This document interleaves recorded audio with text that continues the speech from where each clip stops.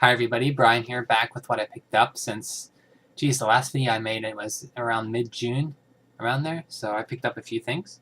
Start off with the great old NES, my favorite system. 2x4, that in the SNES. We'll start with 2 Wisdom Tree Bible games. Spiritual Warfare. I have this on a Genesis, now I have it on the NES. It's actually a fun game, top-down, overhead, kind of Zelda perspective. It's pretty fun. Don't know what the NES version's like, but similar to, probably the same as Genesis, obviously. And Bible Adventures, a lot of people know about this game.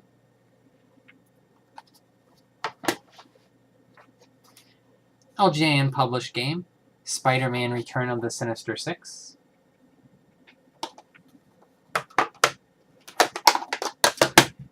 Battle Tank, published by Absolute Soft, who made A Boy and His Blob, which is a very good NES game, even though once you know how to beat it, you can beat it pretty quickly. I really love A Boy and His Blob. Why am I talking about A Boy and His Blob? Well, Battle Tanks. So have this. Now I have this. Black Bass. This might be my first fishing game on the NES, I believe. The series is still going on now. There's actually a Black Bass for the 3DS. It's a $10 game. One of the harder to find baseball games, or I should say softball games, Dusty Diamond's All-Star Softball. It's pretty fun. The graphics are good. It's very whimsical. And I don't know how many NES games, baseball games there are, but I'm probably getting up to having all of them. This is one of the harder ones to find, along with Bases Loaded 4, which I actually, 3 or 4, which I actually have, so I'm happy to have Dusty Diamond's All-Star Softball. One I've been looking for so long, I've always wanted this game, and that's Jackie Chan's Action Kung Fu, published by Hudson Soft, right there, the Hudson B, you can see. I did play this. This is a very fun game. The graphics are very good for an NES game. Very big, bright, colorful. Just fun.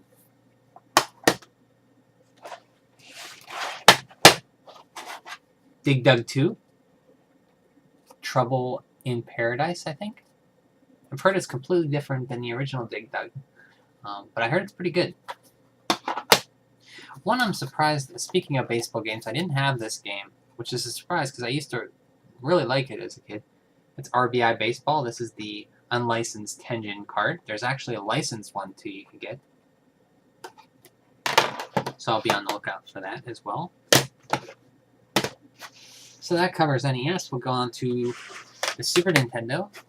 The great Super Nintendo, the awesome system that it is. I picked up a few games for it. We'll start here in no particular order. Aero the Acrobat 2. I have the first Aero the Acrobat, and this improves on it. From what I remember from a review, they say it improves on it. I remember seeing this in magazines as a kid, and I did want it, or I never actually did want to play it. I never did, though, so I'm happy to have one Aero the Acrobat 1 and 2.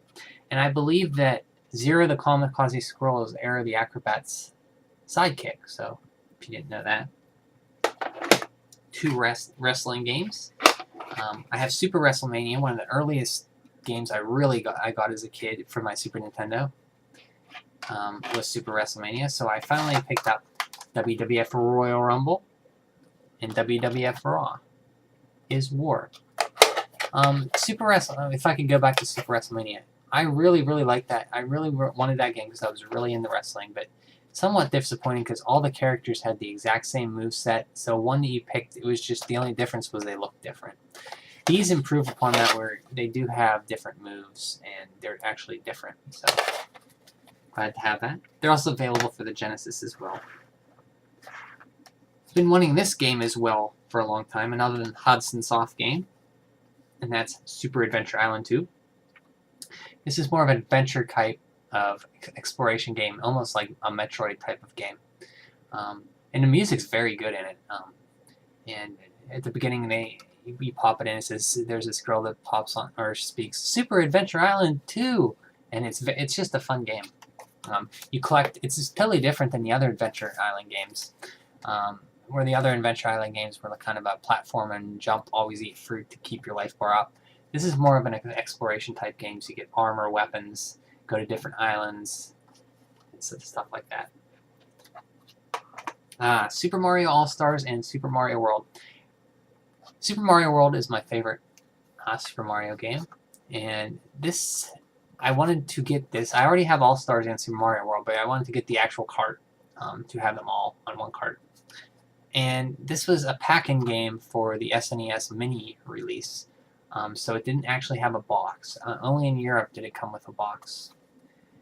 And this is a really weird cartridge. It has like a little dimple in it right here. I've seen a few cartridges like that. This one has it. I was kind of concerned. Well, maybe I got like a counterfeit or something. But no, I opened it up and the circuit board is proper.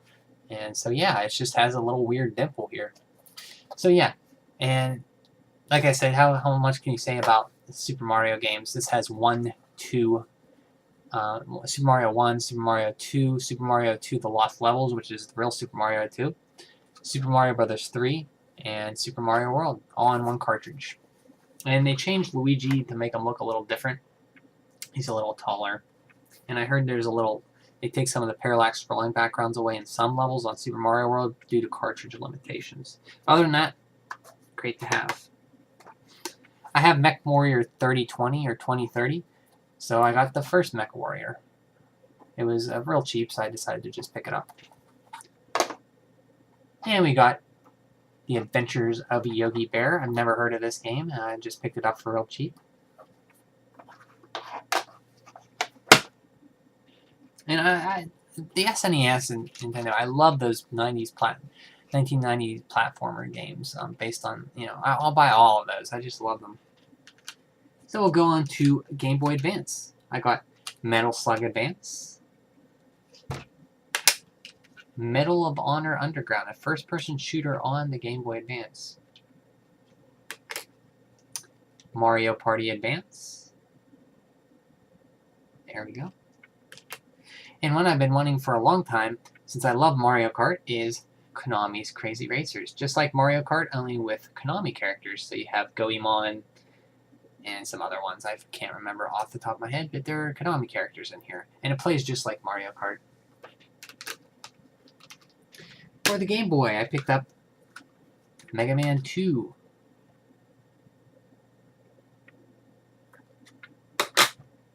And here, I've never heard of this game, but I saw a review on it, or I read a review on it. It's a WayForward game. Wendy Every Which Way. If you remember Metal Storm, where you could flip gravity and go on the wall, that's basically what this is, only you play as a cute little witch, and you can shoot stuff out of your hands and stuff. And it's very fun. I played like the first few levels, and highly recommend if you can get it. It's pretty cheap too. It's like $6, and it's a Game Boy Color game, one of the later ones to be released, I believe.